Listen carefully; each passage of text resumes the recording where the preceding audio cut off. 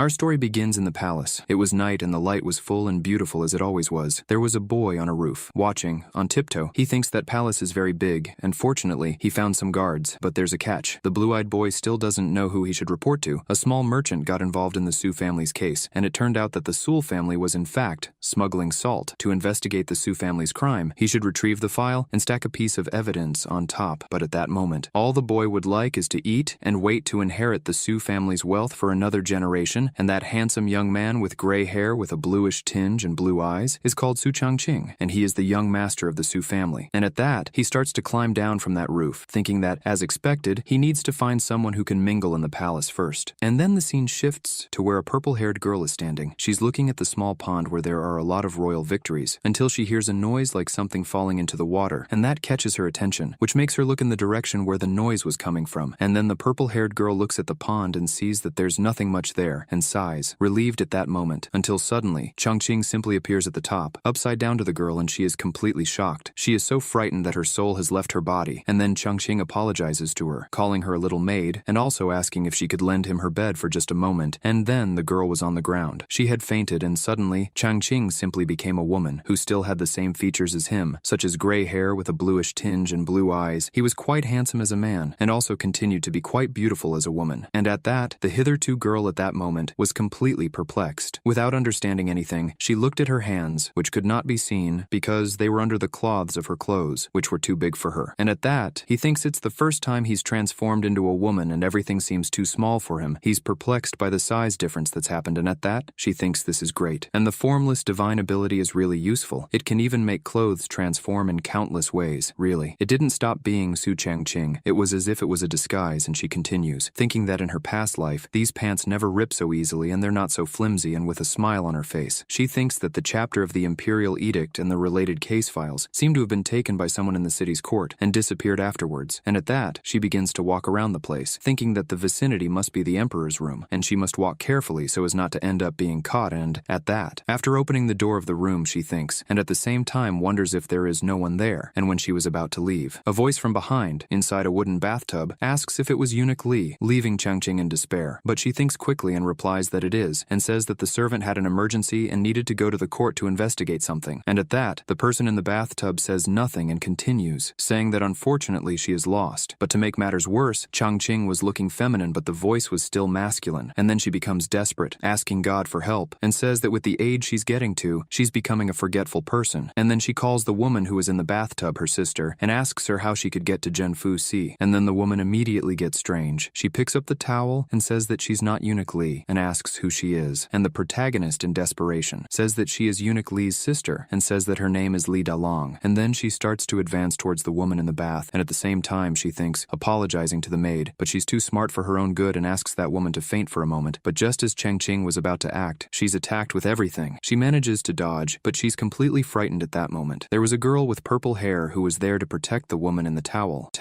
And then the woman with the long white hair asks her if she wants to live, and the girl with the purple hair says that Changqing should only obey. And then the protagonist doesn't understand anything, thinking, and at the same time wondering if that girl with the purple hair was in the room, and is shocked that she didn't notice her there. And then she waits a while and wonders what she had said by obeying, but she barely has time to think. The purple-haired girl simply tried to attack the young protagonist with the dagger she had in her hands. She didn't manage to hit the protagonist, but the blade managed to reach her clothes, causing a small cut in the fabric, until the protagonist, with her blue eyes, looked at the clothes lying there. She thinks and wonders at the same time if that isn't an imperial robe, and also thinks that it could only mean one thing, that the current emperor dog. And at that, her train of thought is cut off at that moment. The protagonist simply slips and ends up falling to the ground, almost accidentally dodging the kick that the purple-haired girl was going to give her. She fell to the ground, breaking the mobile wall, and ending up next to the white-haired girl who was taking a bath in the tub. She didn't feel well because of the pain, and realized that the current emperor's dog was a woman. She screamed in despair, saying that it was a woman, and the red-eyed woman with long white hair stepped on the protagonist's face. And then, in that peculiar and extremely tense moment, the protagonist, who at that moment was in the form of a woman, found herself in a humiliating position, with her face pressed against the floor by the foot of an imposing and mysterious figure. The white-haired woman, clad only in a towel that reinforced the simplicity of her appearance at that moment, displayed a posture that overflowed with authority. With coldness and arrogance, she looked at Changqing and bluntly asked if that person lying under her feet was, in fact, a man. The answer wasn't obvious, but the woman's identity was unmistakable. It was the great Emperor Jia of the legendary Eastern Jade Palace. Completely overwhelmed by shock, the protagonist realized in that instant why no one had ever seen the new emperor leave the Jade Palace. The conclusion seemed inevitable. The sovereign's carefully guarded secret explained all the mystery and apparent seclusion. The thought came like an avalanche, and she deduced that all the palace's caution was due to the fear that someone would discover the Empress's true identity and nature. While these thoughts were taking shape in her mind, Empress Xia, with a sharp and incisive tone, stated that the voice that answered her question seconds before was clearly a man's. The voice that answered her question seconds before was clearly a man. Without giving any room for hesitation, she turned her attention to the protagonist, demanding to know who she really was. But before even waiting for an answer, the Empress made it clear that, for her, this information might not even matter. She finished by saying that she would find the answers in her own way, and then, with a cruel and calculated gesture, the woman pressed her foot in a delicate place, bringing the protagonist to an unbearable level of pain and embarrassment. The protagonist, feeling such intense distress that his face was turning purple, began to tremble, clearly desperate at the situation he found himself in. So he decided to take action. With his voice trembling and laden with anguish, he began to beg for the Empress's mercy, respectfully calling her Majesty. He declared that he was just a petty thief, asking for mercy and begging her to have compassion. At the same time, in his thoughts, he cursed the situation. The pain caused by the kick was so cruel that, for a moment, he was afraid that his lineage, the honor of his Su family, was in danger of ending right there. At that moment, a purple-haired girl who was watching the scene from a distance called out to the Empress, but Xia, without even turning around, ordered her to leave. There was something in her voice that left no room for argument. The giant sovereign then declared, with absolute conviction and a tone of contempt, that the protagonist was so weak in martial arts that he would be unable to kill her. Even if he tried, her confidence seemed unshakable, reinforcing the position of superiority she was keen to display.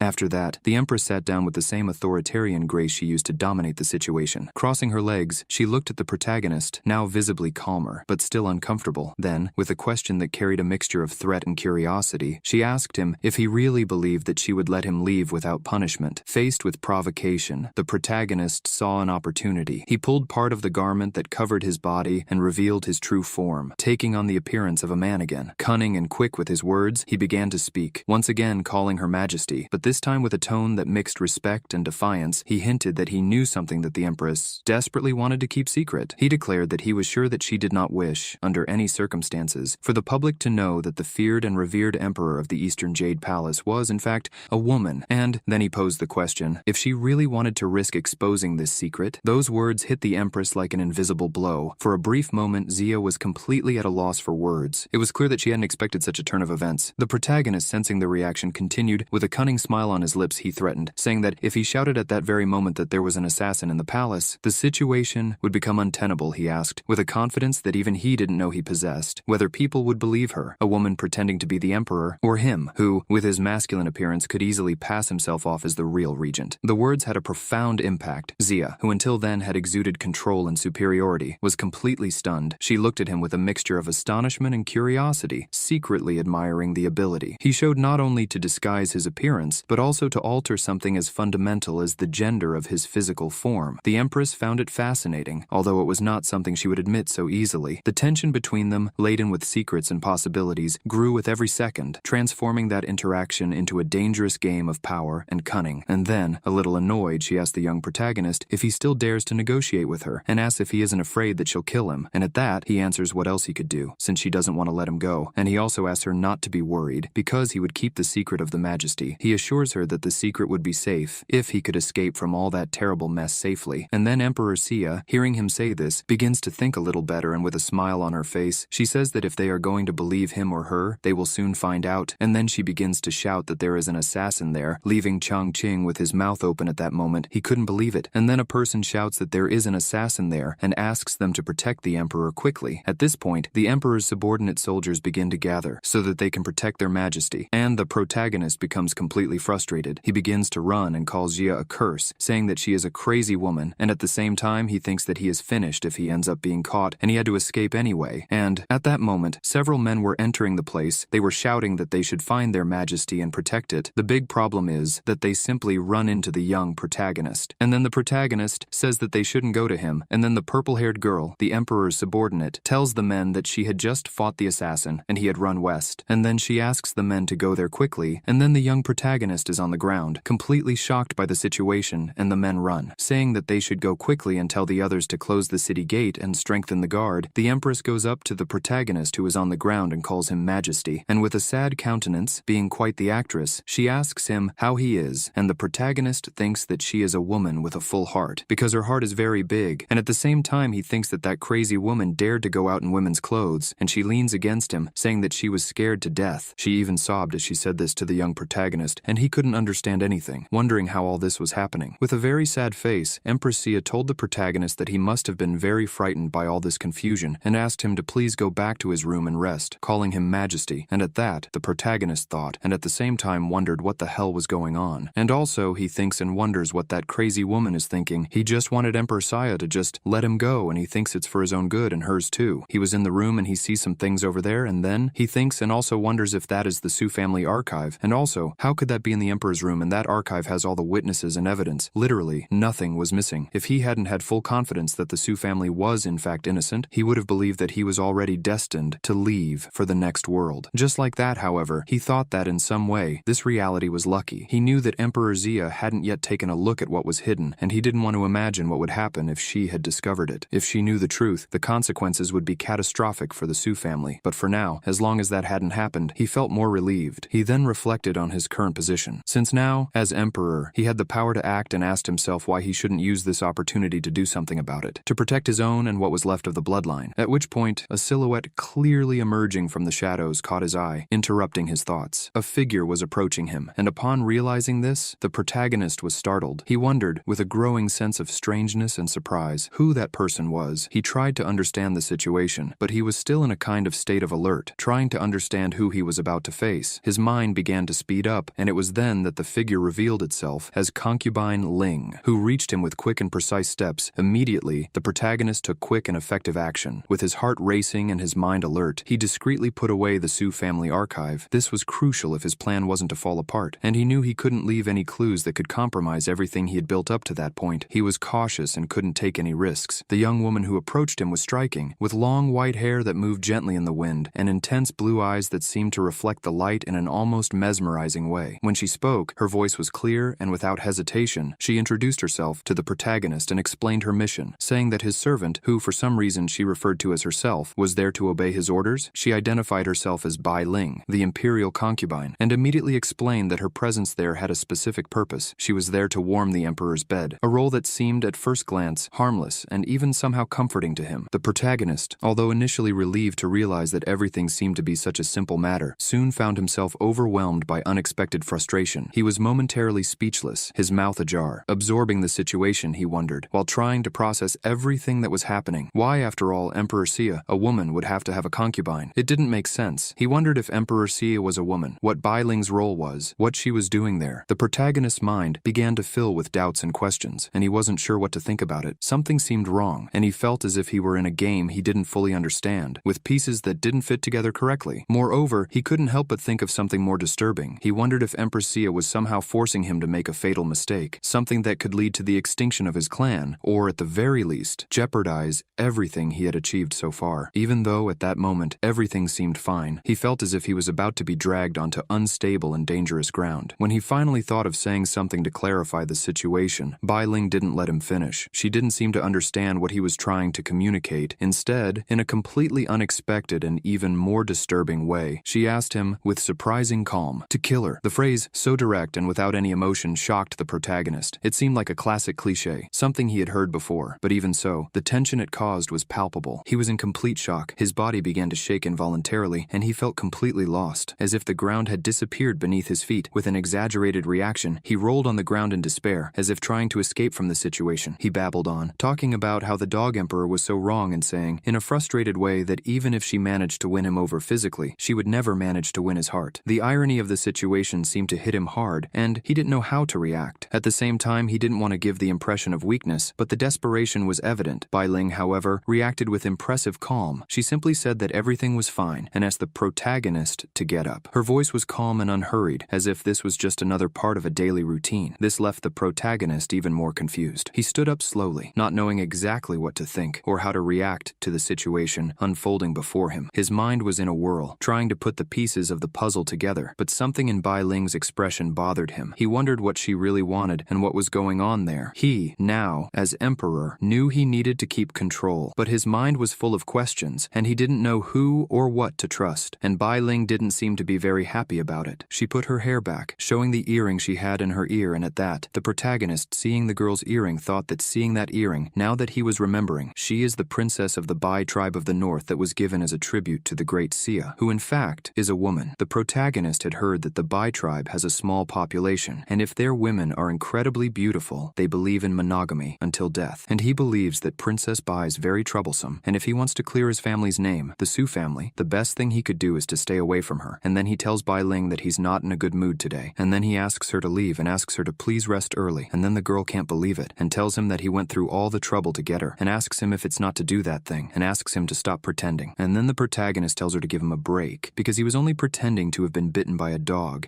and it's not for her to keep nagging him, and suddenly, he simply takes the girl's hand, leaving her unable to understand anything, and then he throws her on the bed and the girl wonders what the hell he's thinking of doing, and then, looking at her, he asks what he's doing, and he says to her, asking her why she can't guess, he'd like to tango, and then he asks the girl what his dear consort is afraid of, and she says she shouldn't worry, because he doesn't need her heart, and at that moment, the girl starts to stutter and her face becomes completely flushed, until she simply becomes ill and ends up fainting, and then the protagonist doesn't understand anything that has just happened, and then, he wonders if she really had fainted, until someone next to them clicks their teeth, and then the protagonist, completely out of sorts at that moment, tells the Majesty that she has a very refined taste, and then Jia tells him that she's just a servant, and calls him Majesty, and then she tells him that she's his beloved concubine, called Zhou Jinyue. At this, the protagonist starts bowing to Sia, telling her that he's a commoner and doesn't deserve a concubine as beautiful as her, and at this, the purple-haired girl grabs Bai Lin and says that she was saying goodbye at that moment, and at this, Empress Yixia says that she was even captivated by Bai Ling's beauty, but he didn't have any reaction to it, and then, he asked the protagonist if he likes men, and at this, the protagonist with a little blood in his mouth answers her, calling her Majesty with a reverent tone, but keeping his gaze fixed on the ground in a sign of humility. The protagonist dared to speak, choosing his words carefully. He expressed that, with all the wisdom, authority, and greatness she held, it was inevitable for him to wonder if there were other reasons behind that agreement she had suggested. He implied, without being disrespectful, that perhaps there were more layers to that situation than she was letting on. Empress Xia, who until that moment had been watching him with a serene but enigmatic expression, slowly approached him. With her fingertips, she gently grasped his chin, lifting his face so that he was forced to face her directly, her eyes reflecting a mixture of coldness and unwavering authority, while her voice carried an almost cutting calm. She declared that he was indeed intelligent, perhaps even more so than she had expected, but that wasn't enough for her to simply forgive him. Her tone was clear and direct, making it evident that, although she recognized his intellect, it wouldn't change the circumstances. She went on to explain that, although she didn't want anyone to discover her secret, the fact that she, a woman, occupied the imperial throne as emperor, there was a limit to what she could tolerate. With a cold smile, which seemed both cruel and calculating, she posed a question to the protagonist, but her intonation suggested that the answer was already obvious. If the imperial family and the palace authorities found out about the shameful affair, she wanted to know who he thought would be executed first. The question, although asked almost casually, carried a weight that was impossible to ignore. For her, it seemed more like a joke, an exercise in rhetoric that she had already unraveled long before him. However, for the protagonist, the question put him in an uncomfortable position. Still trying to maintain his composure, but unable to completely hide his discomfort, he answered hesitantly, saying that in the best-case scenario, he would be killed and the matter would be completely forgotten. His answer was quick and pragmatic, but before he could finish speaking, the Empress suddenly interrupted him. She pressed her fingers against his lips, silencing him immediately. The gesture was so unexpected that he was paralyzed for a moment, not knowing how to react. When she spoke again, her tone had transformed into something much darker. Her voice, once carrying a calm authority, now sounded like a warning, almost a threatening whisper. She asked why he had dared to confront the imperial palace, challenging its authority so directly. Her question was more than a question. It was a reminder that he was walking an extremely fine line, and one false step could mean his complete ruin. As her words echoed in his mind, the protagonist felt overwhelmed by a series of conflicting thoughts. He knew he should simply tell the Empress to free the Su family, but he hesitated. He feared that anything he said could be used against him, and the truth was that, until that moment, she didn't know his true identity. This gave him a slight advantage, but the situation was incredibly delicate. He was also aware that this case was much more complicated than it seemed at first glance. There were many involved, and every move had the potential to trigger unpredictable consequences. While these questions were unfolding in his mind, he found himself thinking about something that bothered him deeply. Why? After all, the Su family archive was in that room. He wondered if it was a coincidence or part of a bigger plan. He began to wonder if this was part of a trap to trap him, or if there was something else going on, something he still couldn't fully understand. He felt that he was being played in a game whose rules were unknown to him, and this made him even more apprehensive. While he was still processing these ideas, the Empress spoke again, interrupting his thoughts. With the same calculated calm as before, she said that he didn't need to answer anything right now. Instead, she launched into a new proposal, which seemed to be both an offer and an ultimatum. She asked him what he thought about making a deal. She explained that if he used his disguise skills to help her for 3 years, she would be willing to grant him anything he wanted, as long as it was within her power. As an example, she mentioned something impressive. The golden pill of the 9 revolutions, currently in the hands of the widowed Empress, could be his. She even assured him that he could leave there in complete safety. After making her proposal, the Empress got up with elegance and walked to the door. Before leaving, she looked at him one last time and said that he had until the next morning to consider her offer. With those words, she opened the door and left, leaving the protagonist alone in the room. He remained motionless for a few moments, completely dazed, his mind full of conflicting thoughts, trying to process what had just happened. It was then that he noticed something he hadn't noticed before, a secret passage. The discovery left him even more surprised, as it suggested that there were many more secrets in that palace than he had imagined. And at that, she throws a file in the protagonist's face. She tells him that the file contains the palace's secrets, and he needs to remember them, because if he is exposed, he will be on his own. And the protagonist decides to open the file to have a look, and he sees Bai Ling from the Bai tribe in the file. She is 5 feet 3 inches tall, she is as white as silver, and her body is as smooth as jade, and he sees something that leaves him completely surprised. He sees Liu Bei. He thinks that Granduncle Liu is very different. The guy is handsome, and then he looks at some information that is a bit strange, saying that he doesn't like fish and shrimp because fish have bones and shrimp have shells, and then the scene changes completely.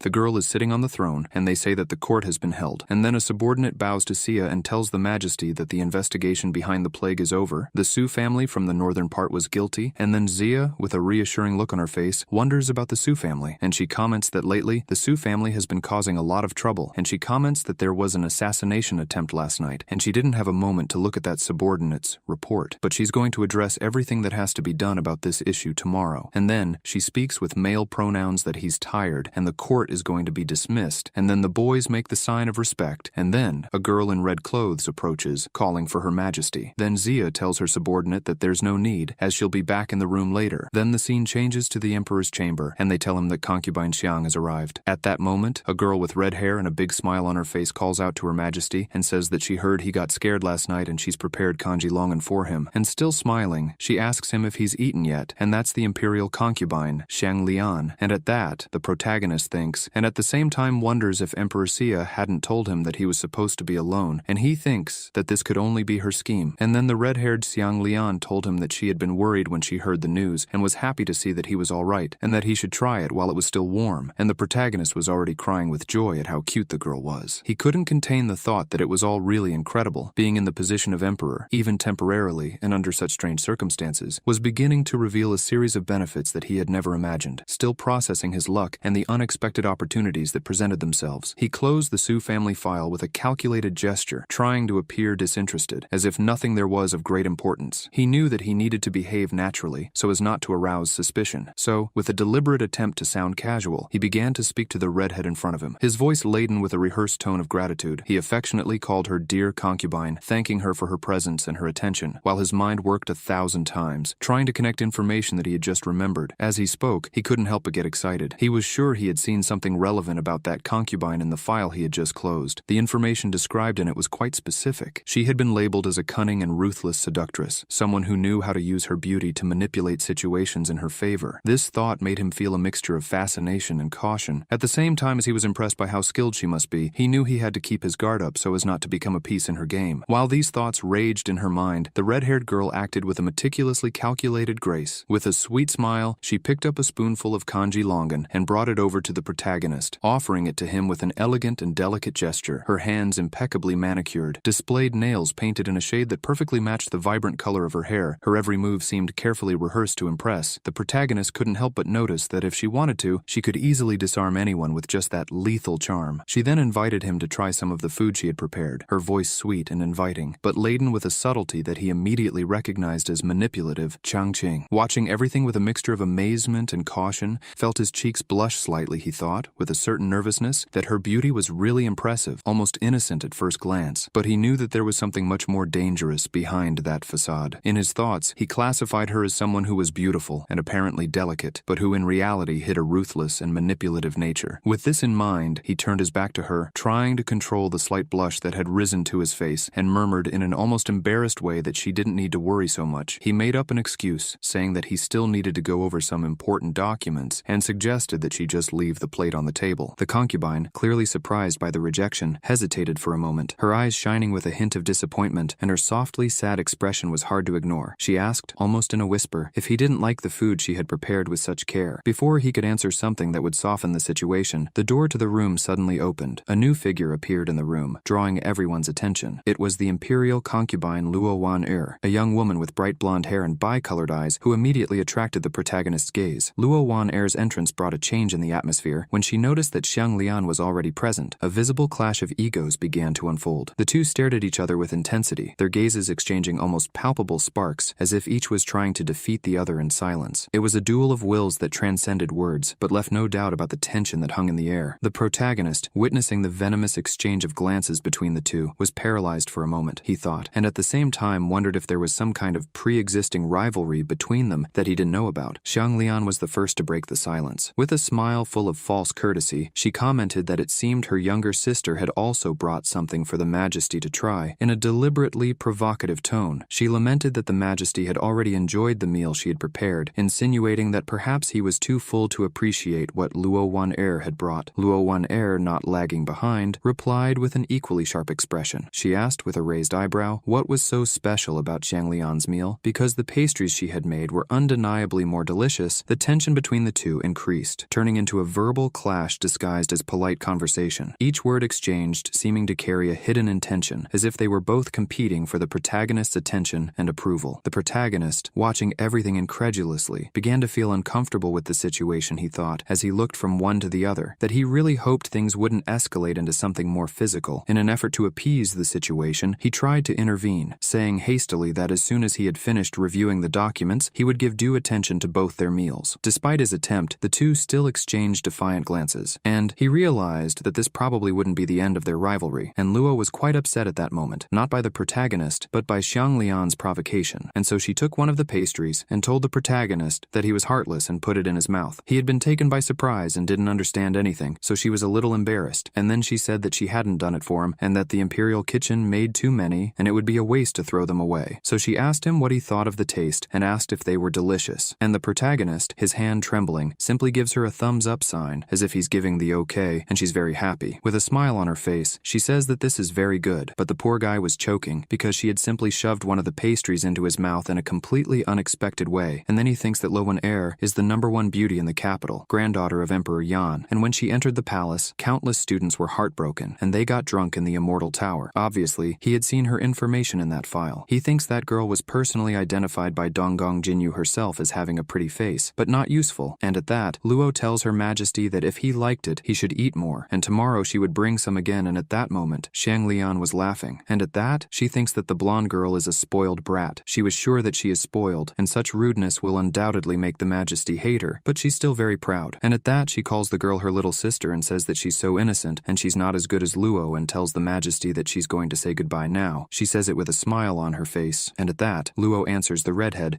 saying that it's really good that she knows that, for there is no one in this imperial palace that she is afraid of, until a black-haired girl starts coughing, at which point both Xiang Lian and Luo Wan-er start trembling with fear, their mouths hanging open while the protagonist understands absolutely nothing, at which point the black-haired girl, with a very firm tone in her voice, tells Luo and Xiang that it is a shame to create a commotion in front of their Majesty, and that the black-haired woman is the imperial concubine Zhou Shiya. And the protagonist, visibly shocked, thinks and at the same time wonders how many concubines Donggong Jinyu has. And at this, Zhou Shiya greets the protagonist, and she was carrying something in her hand, which leaves the young protagonist shocked. He sees that it was a box of food, and at this he panics, thinking that no, he couldn't eat anymore. The black-haired girl smiled at him, her eyes yellow, and then, still smiling, she asked her sisters if the Majesty wasn't busy, and then asked why they weren't looking for a place to talk. After all, it's not a very good thing for them to be disturbing the protagonist while he's eating, and then Lu gets worried and says that she's worried, and then she'll go to her palace first. In fact, she was afraid of Zhou and she was just making an excuse to get out of there, and then Zhou listens to her, with a smile on his face, and then Lu starts running, and then Xiang gives greetings to Zhou Shiya, referring to her as his older sister. She says with a calm and polite tone that she deeply regrets having arrived at an inopportune moment, and, with a delicate expression, announces that she is saying goodbye, so the two concubines leave the place, leaving the protagonist for a few moments in a strange strange silence. Before leaving completely, Zhou Shiya, with a striking look that seemed to carry something deeper, casts one last glance at him. Her cheeks were slightly flushed, something that left him completely disconcerted. He couldn't look away, staring at her almost involuntarily, and at that very moment, as if by reflex, he felt his face heat up, becoming as flushed as hers. It was an embarrassing and unexpected situation, but what disturbed him most was how his mind now began to wander to thoughts about the concubines he had met so far. Without being able to help it, his mind wandered to the female figures that surrounded the emperor's life. He reflected on Zhou Shiya with her delicate presence, the seductive redhead Xiang Lian, who bore the title of miserable seductress, and Luo Wan Er, nicknamed the Vase. He thought how cruel this nickname was, a metaphor for something beautiful, but which had no practical use, something that was clearly not true, as she had shown that she had a firm side to her personality. These thoughts led him to conclude that the Dog Emperor, as he internally referred to the position he now held, had an impressive number of beautiful women around him, almost as if he were assembling a veritable harem. Yet he knew there was something else behind it all, something he still didn't fully understand. His attention turned to concubine Shu. He thought of Dongdong Jinyu, wondering why she hesitated to become the empress, since everything seemed to point to this as the next logical step. He remembered something he had read in the archive earlier. Zhou Shiya, the concubine, was the Grand Minister's daughter, a childhood friend and clearly the best candidate to become empress. She possessed all the qualities an empress should have. She was kind, intelligent, refined, and proficient in areas such as music, chess, calligraphy, and painting. To any outsider, she seemed the ideal choice. However, as he read deeper into the file, a tense detail caught his eye. There was an additional observation that completely changed the tone of the description. Zhou Shiya was, in fact, an extremely cunning and perceptive person. There was a great possibility that she would discover his true identity if she stayed too long in his company. This fact made him decide that it would be best to keep a safe distance from her to avoid any complications that could put his entire disguise at risk. As he reflected on this, the day progressed. The sunlight began to disappear over the horizon, tinging the sky with golden and orange tones. The afternoon was rapidly turning into evening, and he found himself sitting on his bed, still immersed in his thoughts. But despite being in a position that should be comfortable, he felt anything but comfortable. There was a restlessness that wouldn't leave him alone, a feeling that something important was approaching. And then all of a sudden, his train of thought was suddenly interrupted. The door opened silently, and, to his surprise, Empress Sia entered the room, her presence marked by an enigmatic smile on her lips, a smile that seemed to carry secrets and intentions that he couldn't fully understand. She watched him for a moment before saying, with a slight tease in her voice, that they had only been apart for half a day, but that he already seemed completely lost in his thoughts. Her question was accompanied by a slight laugh, but there was something in her intonation that hinted that she was observing every detail carefully. The protagonist, taken aback by seeing her there, reacted almost automatically. He called her Majesty, his voice betraying the nervousness he was feeling. However, this seemed to displease Jia, who, in a somber and firm tone, tried to correct the way he referred to her. Realizing his mistake, he quickly adjusted and called her his beloved concubine, trying not to show the discomfort he felt. The Empress then changed the subject, asking if he had already made a decision about the proposal she had made earlier. There was an uneasy calm in her voice, as if she already knew what the answer would be, but still wanted to hear from him. The protagonist hesitated for a moment before answering, admitting that, in fact, the decision had already been made by her from the start. He knew that he really had no other option. In his mind, he pondered what he could do, but the truth was that he was trapped. The only thing left for him to do was to accept the terms she had imposed. Meanwhile, his thoughts turned to his family, who were facing an imminent execution sentence. There were only 2 days left for the sentence to be carried out, and he knew that the only person capable of resolving this situation and saving his family was Empress Sia. Even with all his fears and doubts, he knew he had to play this game, accept the rules imposed, and find a way to turn the situation in his favor. Then Empress Sia sits down and asks the protagonist what his name is, and he bows and tells her that his name is Changqing, and at the same time, he thinks that if necessary, he will use the identity of Donggong Jinyu to clean up the S family, and then the Empress asks him to try to change his appearance to her current appearance, and he tells her that everything is fine, and suddenly he looks exactly like her, but his eyes are blue, and that's what makes the difference. And then, she puts him down, and he calls her his beloved concubine, trying to understand what she was going to do and sighing. She says that his hair is different and people would recognize him easily, and then, she says that this is the first time she's brushed someone's hair and the protagonist's face is completely flushed. And then after the Empress touches the protagonist's hair, she says that it will be safer this way. And then, he stutters a little because he's nervous and thanks her, calling her his beloved concubine. And then Empress Sia starts messing with her hair and says that she is now the emperor, and the protagonist asks her what he is, and then she replies that he is her beloved concubine, Zhou Xinyu, and that tonight will be the first time that the protagonist will serve her. And after she says this and the protagonist hears all those words, he is in shock, his eyes completely wide, he doesn't know what to do. Then there's a pile of files right in front of the protagonist. He's speechless at that moment and visibly frightened, so he asks her what happened to the promised night service, palace, and she says no, asking also if she hadn't said that he just needed to act as emperor, and the empress replies that he certainly has a vivid imagination. And what's more, with a smile on her face, she asks how this isn't night duty, and goes on to say that everyone in the palace now knows that he's serving the emperor tonight, and as emperor, he needs to be familiar with matters such as reviewing throne memorials and other matters, and she says that both their handwriting needs to be the same, and so she asks him to please learn how to do it properly. And at that, with flushed cheeks, the protagonist says that since he's going to review memorials, he'd better go back to being the emperor. The empress continued to stare at the protagonist with a silent, penetrating attention, watching his every move as if she were waiting for a reaction that he didn't yet know how to give. He, in turn, felt increasingly uncomfortable with her presence. The energy she emanated seemed charged with authority, and he felt as if he were constantly being pressured by her, as if her presence were something that oppressed him. There was something about the way she watched him that made him feel uncomfortable, as if he was being analyzed from every angle. But without him being able to defend himself, it was a new sensation, something he wasn't used to, and it made him feel vulnerable, as if he was being watched relentlessly. While he tried to disguise his discomfort, she, in a soft but firm voice, told him that everything was fine, that he didn't need to worry. However, immediately afterwards, she added that, in future, without her permission, he should never alter his appearance on his own again, as if this were something unacceptable. She continued to speak, and while he tried to understand the reason for her words, she began to fiddle with her own hair with a gesture that seemed natural, but which to the protagonist seemed full of meaning. He didn't fully understand what she meant by it, and her words echoed in his mind, but he couldn't find a plausible explanation. The empress, however, seemed to be completely absorbed in her own thoughts, as if she were reflecting on something he couldn't reach. The protagonist, still lost in his own thoughts and trying to understand the motives behind her words, began to wonder if, perhaps, she was a little upset. He wasn't sure what had caused this feeling, but his instinct was leading him to believe that there was something else behind her posture that he still couldn't decipher. While he was immersed in his suppositions, the empress suddenly picked up an item and threw it towards him. Surprised by the gesture, he watched her as she told him to grind the ink himself, a simple order, but loaded with a meaning he couldn't unravel. He, in response, only agreed with what she said. Without question, she continued to speak, her voice soft, but with an indisputable authority. She explained that the great Xia dynasty had countless provinces, prefectures, counties, and cities under its control, and that the volume of memoirs sent daily was impressive. The amount of documents that arrived at the palace was enormous, but for the empress, most of them consisted only of empty praise and trivial matters, so she made a direct request to the protagonist. He shouldn't waste his time on these futile details, these small and unimportant things. Hearing this, he felt a strange sense of helplessness, as if he were being judged by the empress herself for paying attention to something so simple and worthless. And as she spoke, the protagonist, with a slight gesture of hesitation, showed her the handwriting he had done. Waiting for his reaction, she looked closely at what he had written, and to her surprise, he said that it wasn't bad at all. With an enigmatic smile on her face, the empress spoke, saying that he, with his skills, had the ability to become the emperor. The impact of her words was immediate. The protagonist, totally surprised and frightened by what he had just heard, quickly tried to correct the course of the conversation, saying that he wouldn't dare do something so great. The truth was that he didn't see himself with such a responsibility. He explained that it was thanks to her teachings, her guidance, that he was managing to fulfill his tasks, as if she were the one largely responsible for his achievements. In his thoughts, he couldn't help but make a comparison with the old teacher he had had at school. The way the empress behaved, with that calm and implacable authority, was very similar to the posture of his classroom teacher, who always guided him rigorously, but in a way that, in the end, resulted in learning. In view of this, the empress, without losing her soft and calm tone, spoke to him again, saying that, since he seemed to be so capable, she wished him good luck in the task ahead of him with the memorials. She made a point of reminding him that he should remember to review all the documents by the end of the day. The protagonist, grateful and still a little disconcerted, thanked her with a nervous smile, calling her his beloved concubine, trying somehow to soften the growing tension. Night was soon approaching, and with it, a sense of urgency. The full moon illuminated the dark sky, bringing an eerie tranquility to the atmosphere. When night finally fell and he was alone, the protagonist went to the shelf and took down the Su family archives. He looked at the papers carefully and, in a moment of calm, spoke to the empress, who was still present, with a smile on his face. He said that the 3 memorials relating to the governor of Jiangnan, the guard of the embroidered uniform, and the Su family in the northern city required a personal decision from her. The empress, upon hearing this, replied calmly, mentioning that it seemed that the situation in Jiangnan was quite unstable. She made a point of adding that the memorials would be forwarded to the military affairs office, since the matter seemed to be more serious than a simple administrative decision. Upon hearing her reply, the protagonist once again found himself immersed in thoughts about the weight of the decisions being made around him and the impact they would have on his life and that of his family, and she would personally discuss it with them, and she makes it clear that he shouldn't touch the embroidered uniform guards. They can stay where they are, and about the Su family, she would like to know what is going on with the Su family, and the protagonist replies that there seems to be some secrets in a case related to the Su family, and he has already heard about it when he was with the commoners, and he asks the Majesty if she would like to take a look. And then after hearing the protagonist talk like that, with a smile on her face, she tells him to call her his beloved concubine, and she continues, saying that she's going to issue an order to the Justice Department to delay the execution of the Su family and conduct a complete new investigation. And then the protagonist starts coughing, as if he's correcting his voice and full of radiant energy. He says that everything is fine, calling her his beloved concubine, and he understands exactly what she's thinking. At this, the Empress is smiling as she listens to him talk, and at the same time, the protagonist is really excited. He thinks that this is great, and he didn't expect to gain time so easily. And at this, he hears a noise, and then he calls out to her and says that there seems to be something outside. And at this, the Empress whispers that finally, they're there, and she tells him not to worry. They're her good sisters, and they were worried that she'd end up being killed by him, and so they came to assassinate the Emperor, and the protagonist was completely skeptical about what he'd just heard. He couldn't believe that she was talking about it so calmly, and so the protagonist ran up to her, completely desperate, and said that she was very funny. And he asks why her good sisters would come all that way to kill her, and then he looks back and sees someone hiding in the bushes, and then he asks if they are really there, and then he tells the Empress that he is stupid, and then he calls her Majesty, and then he calls her Amica concubine, and the protagonist asks her to please help him take care of something so complicated, and then the Empress, with a smile on her face, says that she doesn't want to, and asks him not to go near her. And at that, the protagonist, with a smile on his face, that this is great, and wonders if she's not going to be like this. And at that moment, he picks her up and starts carrying the Empress. The protagonist tells her not to joke, calling her his beloved concubine again. On such a beautiful and auspicious day, it would be a shame not to get involved in some significant life events. And at that, the Empress starts stuttering, whispering and asking him, how dare he do that, and asks him to put her down. And then the protagonist answers her, also whispering and asking that she isn't giving a performance, and so they should give the whole show to them. And with a smile on her face, she thinks that the protagonist is crossing the line, and then she says that this is her first time, and she asks him to be gentle. She says this with her cheeks flushed, and then her sister hears something and opens the door with a kick, telling the Emperor Dog to let his sister Jo go, or she would kill him. But at the same time as she says this, she seems to be more frightened than anything else in this life. And at this, the protagonist starts whispering, asking what he should do next, and at the same time he says that he only knows Qinggong and she should take advantage of it and ask her guards to come and save him, at which point she starts laughing and whispers to him, replying that he should do what he thinks is right, at which point she hugs the protagonist and tells him that she's scared. And then the protagonist thinks that the Emperor is literally a drama queen, and then the white-haired, blue-eyed girl, with a very dark tone in her voice, says that she is going to kill the Emperor. And at that moment, the protagonist asks her how she dares to brandish her weapon in front of the Emperor, and says that she knows very well the consequences, and then the girl doesn't understand, and starts to stutter, asking what he meant by that, because the whole dialogue seemed very confusing to her. And then the protagonist, with a face like JoJo's, asks the white-haired girl with a sword in her hands if she's getting close to him, and instead of running away, he asks her again if she's getting close to him. And then the Empress sees it, comments that his art style has changed, and he continues, saying that if the girl gets any closer, he'll kill her in a second, and there'll be nothing left to tell the story about. And the girl is totally perplexed by what she's just heard. She's wide-eyed.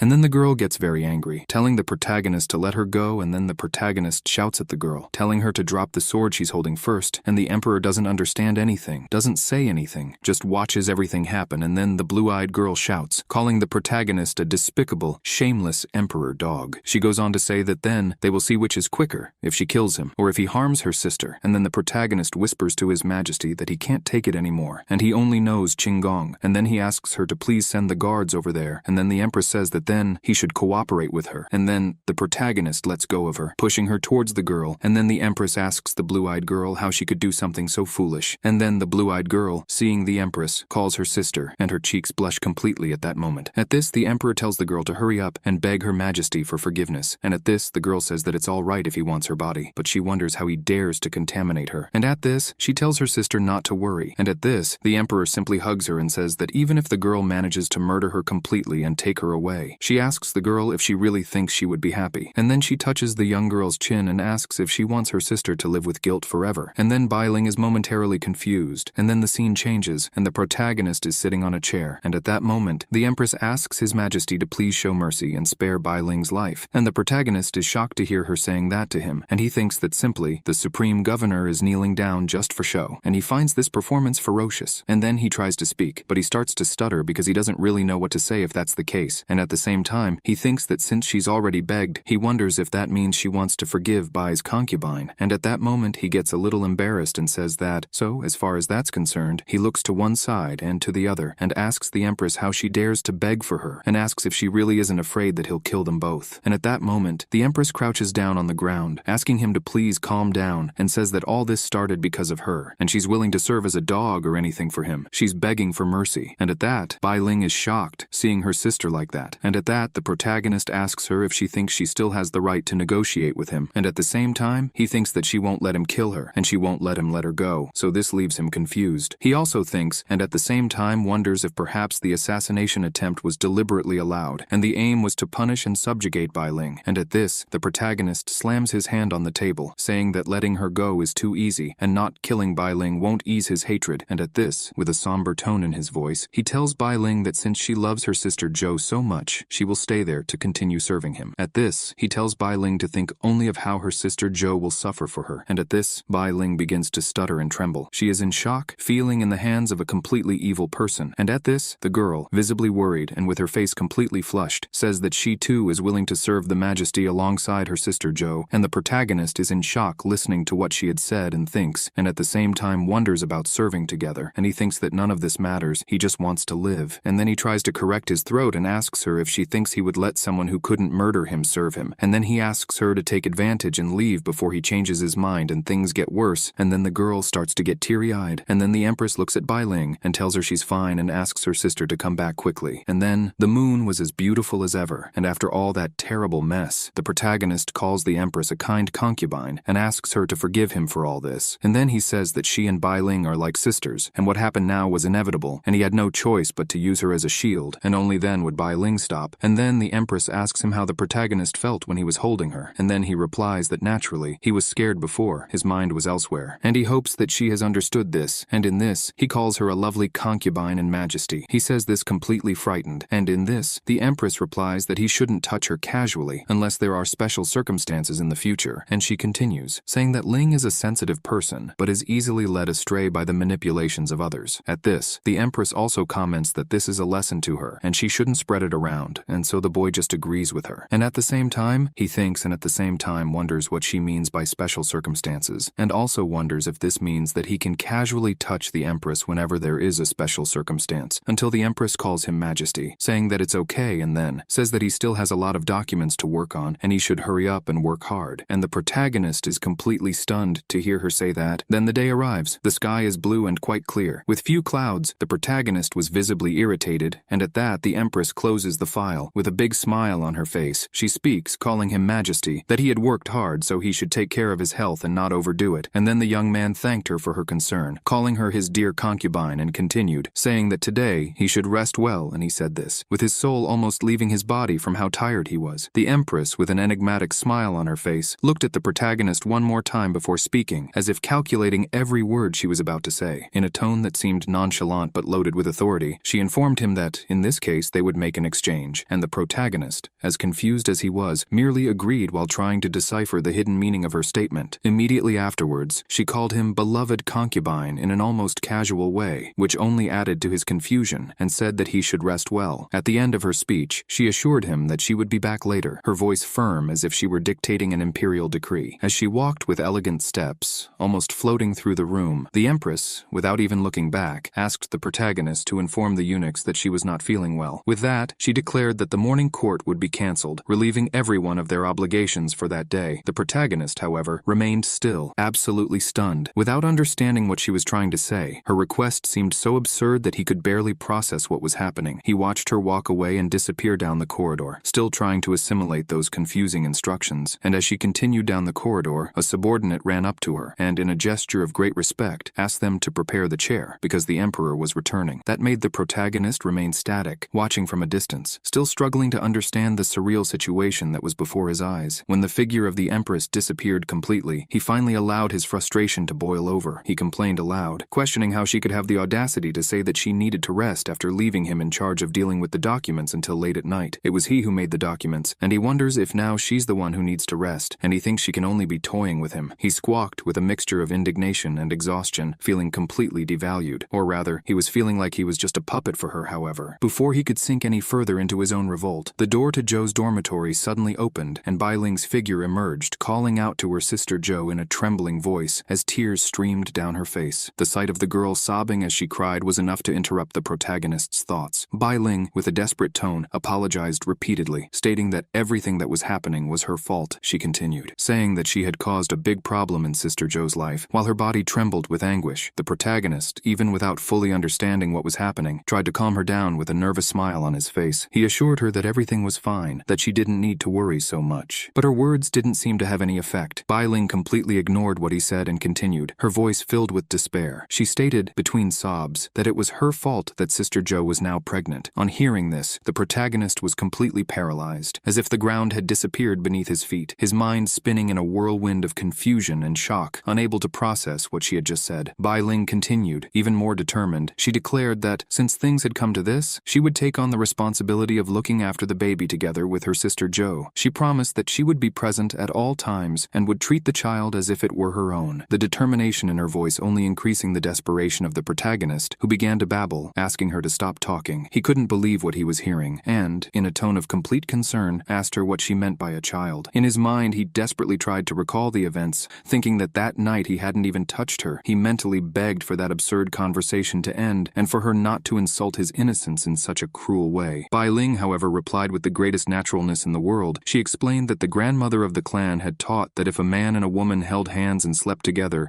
it would result in a baby. The explanation made the protagonist feel a chill run down his spine. He began to sweat profusely as he stared at the girl, who seemed to genuinely believe what she was saying. He wondered if she really believed it seriously, or if she was joking, but her expression left no room for doubt. She seemed completely oblivious to reality. To make matters worse, Bai Ling turned to him, and with a worried tone, asked, addressing the figure of Sister Joe that he was representing, if she wasn't distressed by the fact that she couldn't give birth. The question was so absurd that the protagonist could barely answer. In his mind, he wondered how it had come to this, surrounded by misunderstandings and absurd explanations. The situation, for him, was already completely untenable, and the protagonist thinks that he shouldn't even talk about her elementary school level. No matter how incredible the formless divine ability is, she can't let him give birth, and at that, he answers her, telling her to listen carefully to what he's going to say, and says that in fact, just sleeping for one night didn't make it as easy for her to have a baby as Bai Ling was thinking. And at that, Bai Ling, worried and with flushed cheeks, asks the protagonist if that's really the case. And at that, the protagonist responds with positivity and a smile on his face. And at the same time, he thinks that seeing how she was so aggressive last night, wanting to kill him, he thought she was a fool. But looking at her at that moment, she seems more like a child to him. And from yesterday's situation, it seems that Donggong Jinyu already knew about Concubine Bai's assassination attempt, and he prefers to think honestly, because these two don't seem to get along. And in this, he also thinks, and at the same time wonders why that woman is playing the role of Concubine Joe and being best friends with Concubine Bai. And he wonders if he asks her for information, if perhaps he would end up revealing his identity because of this. But there is a catch. If he doesn't ask, he wouldn't know how many more dangers are lurking in that palace, and he kept wanting to understand what that drama queen empress was thinking, deceiving that young woman and making her confused. And while he was thinking, Bai Ling decided to ask how babies are made after all. And at that, the protagonist tried to explain to her, but he didn't know how to explain himself, showing a difficulty in speaking. And at that, Bai Ling kept looking at the protagonist as if he were the cat in Boots in Shrek, wanting him to explain to her. He became a little apprehensive, and then he puts a smile on his face and asks Bai Ling if she's ever heard the story about a stork that delivered babies. And then the scene changes to the emperor's room, and then the subordinate says that the imperial physician Zhu is there. And then there is the empress sitting on her throne, and then the subordinate says that the humble servant salutes his majesty, and then the empress tells Dr. Zhu that he's feeling a bit unwell today, and asks him to please take a look so that he can tell her what's going on.